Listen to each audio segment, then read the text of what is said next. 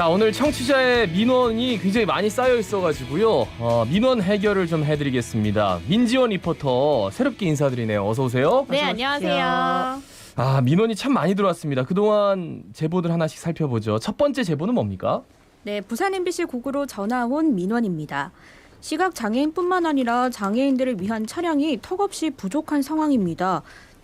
부산에 차량이 지금 몇 대밖에 운영이 되고 있지 않아 생활 이동에 많은 불편함을 겪고 있는데요. 서울처럼 많이 확대됐으면 좋겠습니다.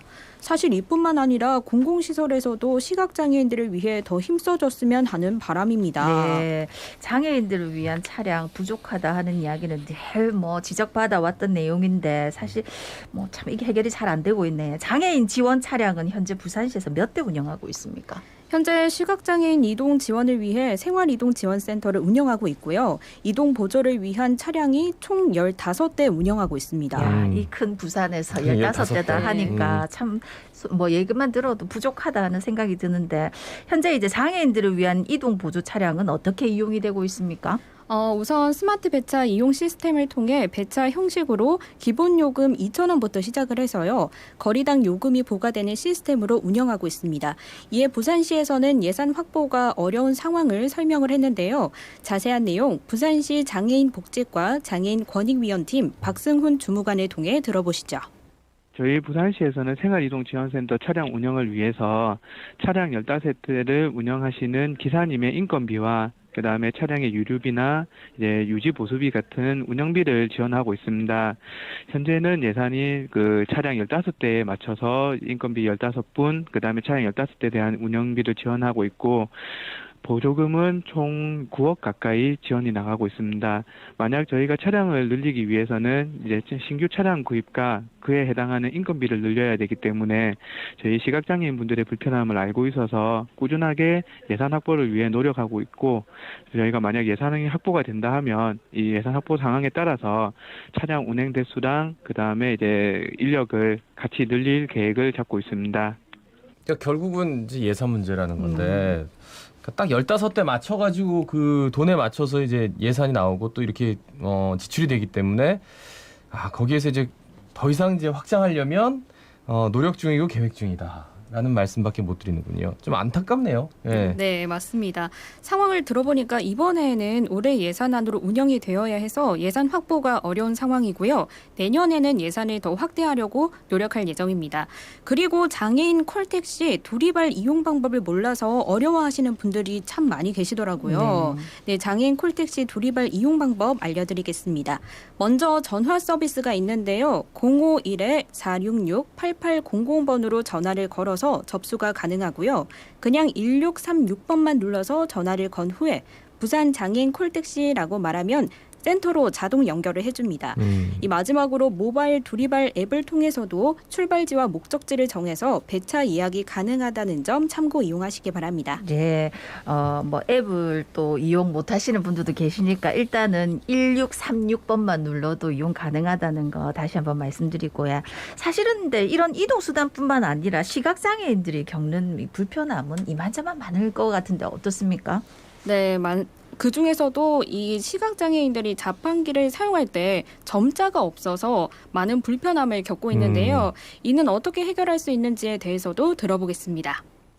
장애인 편의시설 이제 시민촉진단이라고 해서 저희 시각장애인이나 각 유형의 장애인분들이 생활하시거나 이동할 때 불편함이 없는지를 점검을 하고 개선책을 제안하는 저희 단체가 있습니다.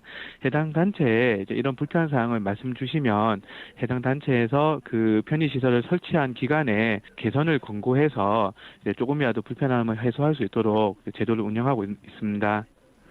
네, 그러니까 부산 장애인 시설 촉진단에 이런 시설이 불편하다 건의하면 건의사항을 최대한 해결해 드리도록 노력하고 있습니다. 예, 하루빨리 장애인들을 위한 차량 운영 확대 또 시각장애인들을 위한 시설물 개선이 빨리 이루어지면 좋겠습니다. 자, 다음 제보는 뭡니까? 네, 다음 제보는요. 부산 진구 가야아파트 주민이 보내주신 제보입니다. 지금 가야아파트에 300세대나 살고 있는데 관리사무소가 없습니다. 관리사무소가 없어서 지금 주민이 통장을 맡아서 관리비를 걷고 있는데요. 필요한 곳에서도 제대로 사용되지도 않고 있고 돈을 횡령하기까지도 하고 있습니다. 관리사무소를 지어달라고 부산 진구청에 요청을 했지만 연락이 되질 않고 있습니다. 이를 해결하기 위해서는 어떻게 해야 하나요? 라는 내용입니다. 그러니까 원문 그대로를 옮겼는데 이게 저 사용이 어떻게 됐는지 이게 실제로 횡령까지 이어졌는지 이거는 저희가 확인할 길이 없어가지고 네. 이분 말씀만 이제 전했습니다. 그런데 그 관리실이 없어요. 관리비가 그러면 이제 통장이 맡아서 관리비를 운영하고 있다. 그러면은 개인 통장으로 왔다 갔다 하면은 아무래도 조금 이 공금의 그 신뢰성 이런 것들이 좀 그렇지. 떨어질 수밖에 없을 것 같은데. 그러니까 보통 관리비 내역서 같은데 항목 같은 게 다 있어가지고 그렇죠. 우리가 눈으로 확인을 해야 되는데 그런 게 없으면은 당연히 뭐 어째 쓰는 거고 이상한 생각까지 할 수밖에 없을 것 같은데 주민들 진짜 답답하겠네요. 네, 저도 이 주민들의 이야기를 들으면서 많이 답답했는데요. 주민들이 아파트에 관리사무소를 지어달라고 해당 구청에 요구할 수 있는지에 대해서 법률법인 대리관 오영호 변호사 이야기 들어보시죠. 300세대 이상 아파트이기 때문에 이런 관리사무소를 의무적으로 설치할 책임이 있습니다. 이런 경우에 두 가지 방법이 있습니다. 첫 번째는 입주자 대표회의가 관리사무소를 자체적으로 구성하는 방법이고, 두 번째는 주택관리업자한테 위탁 관리를 맡기는 방법입니다. 그래서 입주자들은 입주자 대표회의를 구성할 책임을 지고, 입주자 대표회의는 자치관리기구를 구성하든지 아니면 위탁 관리를 맡기든지 이 둘 중에 하나를 무조건 해야 합니다. 입주자 대표회의에 굉장히 많은 권한이 주어져 있기 때문에 입주민들이 무관심한 경우에는 관리비가 이렇게 허투루 낭비되거나 심한 경우에는 횡령이 일어날 수도 있습니다. 그러니까 네. 입주자 대표회의 만들어라 이 말씀이시네요, 그죠? 네, 맞습니다. 이 변호사 의견은 주민들의 동의, 회의를 한 기록이 있는 자료가 있다면 구청에 건의할 수 있다고 하는데요. 부산 진구청이 관리사무소를 지어줄 수 있는지 이 확실한 여부를 알기 위해 연락해 보았습니다. 부산 진구청 건축과장 이야기 들어보시죠. 이거는 지금 48년 거의 한 50, 약 한 50년 되는 이제 노시형 아파트인데 의무 관리 대상이 그때는 법령이 없었고 공동주택 관리령이 이제 이게 생겨가지고 주자 대표회의를 구성해가지고 해야 되는데 주민이 스스로 그걸 해야 되지만 그때부터 지금까지 안 해온 이유가 8m 도로 단지와 단지 사이에 8m 도로 도시계획도로 외곽도로가 돼 있기 때문에 별개 단지를 보는 그 조항 때문에 주민들이 의무관리 대상이 아니라 해서 이때까지 의무 대상이 아닙니다. 지금이라도 주민이 입주자 대표회의를 구성해서 거기에서 주민들 투표를 해서 관리사무소나 이런 것들을 둬야 되는데 정관이나 규약 이런 것들을 줘야 되는데 그거를 구청 보고 이 일을 해달라면 구청에 대해서 법적으로 해줄 수 있는 권한이 없습니다. 네, 지금 가야 아파트는 3단지로 구성이 되어 있는데요. 예. 이 3단지는 붙어 있고요. 1단지는 따로 떨어져 있습니다. 이유는 바로 앞에 8m 거리의 계획도로가 세워져 있는데요. 같은 아파트긴 하지만 8m 거리는 별개의 단지로 본다는 법이 있기 때문에 의무관리 대상에 포함되지 않다는 것입니다. 이에 구청에서 관리사무소를 만들어준다면 법적으로 위반된 행위이기 때문에 주민들이 힘을 합쳐서 개인적으로 관리사무소를 설치할 수밖에 없다는 의견입니다. 그럼 이제 결국은 이제 주민들이 알아서 이제 자치권을 이용해서 입주자 대표 회의 이거 만들어 가지고 우리한테 요구만 하면 얼마든지 관리사무소 만들어 주는 거야 뭐 어렵지 않다. 뭐 이런 얘기네요. 그죠? 네, 그래서 아파트 대표자를 뽑고 회의를 한 후에 가야 아파트 주민들의 의견이 딱 모아진다면 그 내에서 관리사무소를 설치해야 한다는 방법으로 좀 이루어져야 될 것 같습니다. 예, 뭐 당장의 의견을 모으는 게 힘들다 싶어도 또 여러 가지 해결하기 위해서 주민들 자체 회의 잘 이루어져 가지고 관리사무소 꼭 만들어지기를 바라겠습니다. 자, 다음 세 번째 제보는요. 네, 양원성님의 제보입니다. 비가 엄청 쏟아지는 7월 6일 오전 9시 10분경에 서대신동 서부경찰서 앞 내리막도로를 운행 중이었는데요.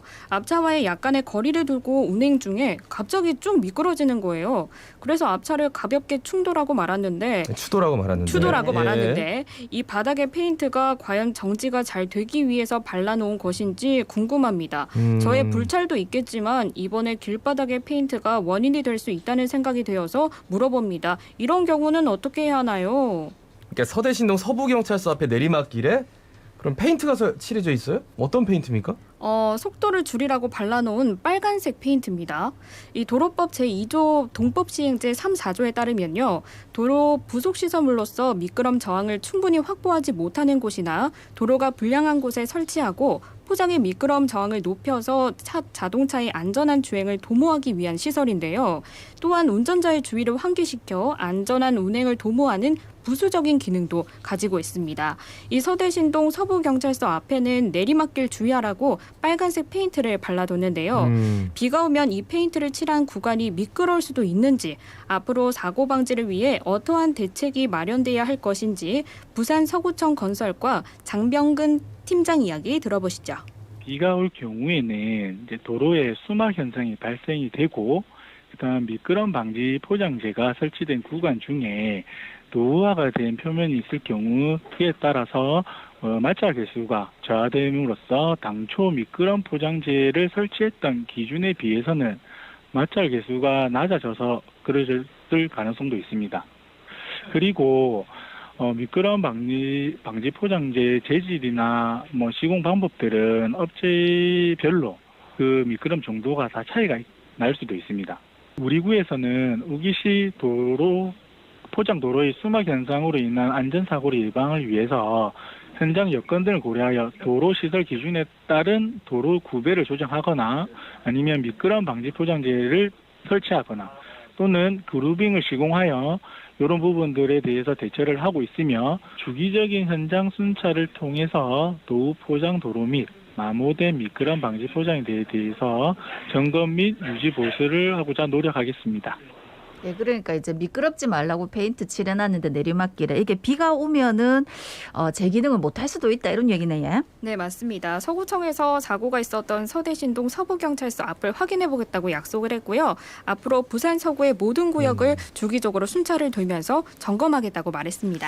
아, 진짜 이게 내리막길이 워낙 가파른 길이 많아가지고 예. 부산에 저도 이제 빨간색 페인트 많이 봤는데 이게 제동거리를 짧게 하기 위해서 만들어놨다고 하지만 제일 중요한 거는 운전자 개인이 진짜 네. 서행 운전하고 네네. 브레이크를 좀 많이 밟아야 돼요. 그래서 비 오는 날은 요즘 비가 너무 많이 와가지고 각별히 주의하시라 당부드립니다. 자, 네 번째 제보 만나볼까요? 네, 자갈치 아침에 게시판으로 들어온 제보입니다. 지게차 검사를 2년에 한 번씩 받는데요. 대한건설 기계안전관리원이라는 공공기관에서 어느 기간 안에 우편물에 적힌 곳으로 전화를 해서 검사받을 날짜를 잡고 검사를 받으라는 내용의 우편물을 보내줍니다. 저희가 받고 싶다고 아무 때나 검사받을 수 있는 것이 아니어서 반드시 우편물 내용을 확인한 후에 진행이 되어야 할 검사인데요. 저희 회사는 이 우편물을 받지도 않았는데 지게차 검사를 받지 않았다고 과태료 30만 원을 내라는 황당한 우편물만 이 부산 차량 등록사업소로부터 받았습니다. 대한건설 기계안전관리원에서는 인력이 모자라다는 이유로 작년 9월부터는 반송된 우편물에 대해서 아예 관리하고 있지 않아서 확인을 못했다고 합니다. 예. 이 못 받았다고 하면 최소한 다시 발송을 해줘야 하는데 억울합니다. 예, 우편물도 못 받았는데 검사 기간 지났다고 30만 원 내라 이러면 정말 억울하지. 네, 맞습니다. 이 대한건설 기계안전관리원에 제가 직접 전화를 해봤는데요. 예. 이러한 부당한 사례가 발생한 원인이 무엇인지 물어봤습니다. 실소유자 사용처와 신고된 소유자의 주소가 다르면 우편물이 잘못 갔을 가능성이 높다고 합니다. 작년 9월부터 반송된 우편물에 대해서 세밀히 관리하지 못하고 있다는 것은 사실이라고 밝혔는데요. 관리원에서는 우편물뿐만 아니라 전화까지 드리고 있다고 합니다. 하지만 둘 다 못 받았을 경우에는 우편을 다시 발송해주는 시스템은 현재로서는 없다고 말했는데요. 앞으로 문자 서비스, 이메일로도 발송을 해드리려고 노력하겠다고 말했습니다. 이러한 과태료를 부당하게 받을 수 있는 경우에는 어떻게 해결할 수 있는지 법률사무소 김경덕 변호사를 통해 들어보시죠. 이 내용의 이 과태료 처분은 원래 과태료를 부과할 때는 사전에 이 과태료 처분을 한다. 그리고 어떻게 불복할 수 있다라는 것을 안내를 하고 통지를 해야 되는데 지금 이 사건의 경우에는 우편물이 반송되었던 문제입니다. 그래서 이 과태료 처분은 일단 위법 부당한 것이라고 볼 수 있고요. 다만 과태료 처분이 일단 내려진 이상 그 과태료 처분에 대해서는 60일 이내 관할 행정청에 이의를 제기할 수가 있습니다. 또 한 가지 경우는 이게 송달이 잘 안 됐을 경우에는 또 공시 송달이라는 절차를 거치게 돼요. 그래서 만약에 공시 송달을 통해서 과태료 처분이 나왔다면 그 공시 송달된 된 사실을 안 날로부터 2주 이내에 반드시 이 처분에 대해서 이의 신청을 제기하신다면 제 생각에는 충분히 구제받을 수 있지 않나 생각하고 있습니다. 저는 좀 이해가 안 된 게 뭐냐면 우편물 주소가 있으니까 과태료 처분도 우편물로 보냈을 거 아니에요. 네. 근데 그전에는 안 보내고 있다가 갑자기 과태료 30만 원 내라고 보냈다는 게 그러니까 이제 과태료가 부당하게 받았을 경우에는 이의를 제기할 수 있다 이런 말이네요. 그죠? 네, 맞습니다. 이 억울하게 이렇게 해주신 분들을 이제 민원 제기를 해주신 분은 이 우편 발송이 된 것이 맞는지에 대해서 조회를 할 수 있다고 해요. 억울하게 과태료 처분을 받았을 경우에는 이의 제기할 수 있는데요. 방법은요. 차량 등록사업소 홈페이지 들어가서요. 정보마당에 서식 다운로드 하기가 있습니다. 그곳에 이의 제기 신청서를 작성할 수 있는데요. 이의 제기 신청서를 내고 차량 등록사업소에 위 내용을 확인한 후에 법원으로 우편을 보내게 됩니다. 네. 네. 시간이 부족해서 이의 신청할 수 있다는 점 공지해드리고 마치도록 하겠습니다. 예, 민지원 리포터 수고하셨어요. 감사합니다.